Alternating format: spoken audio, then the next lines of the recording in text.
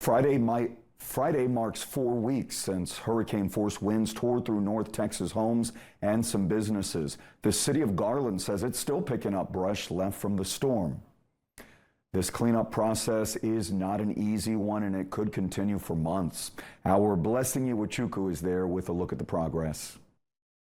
What you're seeing here is nearly 20,000 tons of brush that has been picked up in just 3 weeks in just a part of North Texas. And the people here tell me, the folks here say, that that's 4 to 5 times the amount of the normal rate. Follow me, let's go. Yurio Villapando assembles his crew ahead of their long and busy day out in the heat. Do we have enough equipment? He's the leader of Garland Sanitation Department. We're going to line them up. And that's Hector Ariguin, the manager for field crews.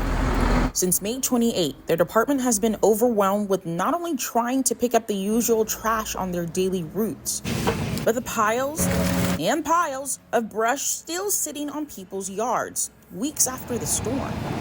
Just in the first 3 weeks of collections, we have collected more than 3 times of the amounts that were collected after the 2015 tornado. He says tornadoes are typically isolated to a small area within the city and are easy to control when it comes to cleanup. So this is the collection area for the day. The sanitation director says damage from the hurricane force winds on May 28th is so widespread across the city. And so keep in mind, in some of the areas in West Garland or South Garland, it takes us up to an hour just to get to the landfill and then another hour to get back. So that has an impact on the process and the efficiency of the collection operation. He says that's one of the reasons why picking up brush from impacted homes is delayed. The amount of brush that we need to pick up in the city of Garland has been overwhelming. They have hired additional trucks to bring the material here.